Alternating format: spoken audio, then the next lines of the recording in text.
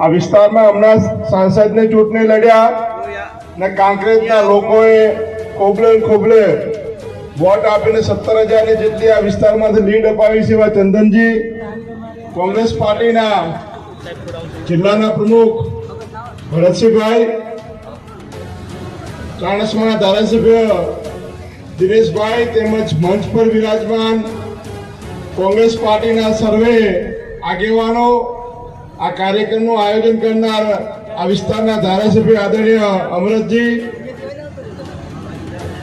કાંકરેજ વિધાનસભાની સર્વે સમાજ ના સૌ મારા વડીલો, યુવા મિત્રો, માતાઓ, બહેનો, પત્રકાર મિત્રો, આપ સૌને મારા રામ રામ કહું છું.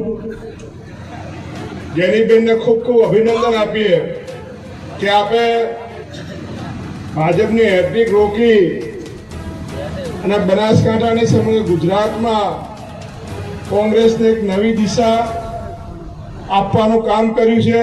અને એના માટે કાંકરેજના લોકોએ હમણાં જે વાત કરી, કાંકરેજના લોકોએ પણ પોતાનું જ્યાં પણ સગું વાળું, ચાહે ઠાકોર સમાજ હોય, ચાહે અહીંયા ક્ષત્રિય સમાજ હોય, એમને જ્યાં પણ કે બીજી નાની મોટી ઇતર સમાજ હોય, એમને જ્યાં પણ પોતાનું સગું બનાસકાંઠા લોકસભામાં હતું, આપ સૌએ અમારા માટે મહેનત કરી તે બદલ આપ સૌનો હૃદયપૂર્વક આભાર માનું.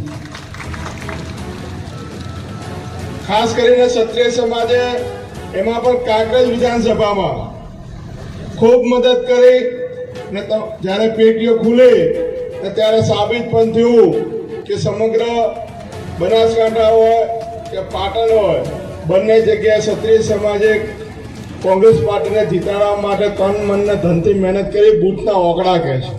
ત્યારે એના માટે પણ આભાર માનીએ છીએ. બધી સમાજોએ ટેકો કર્યો.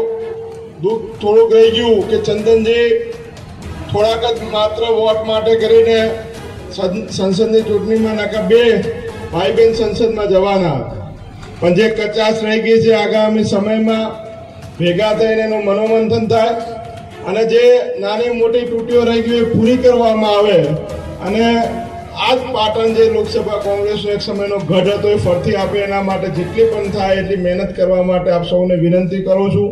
ને ફરતી બનાસબેનની બેન, ગેનીબેન વતી આપે જ્યાં પણ સગાવાળામાં, ઓળખીતામાં ભાયાળી કરી છે, સંબંધો છો, ત્યાં દરેક જગ્યાએ આપણે મદદ કરી છે.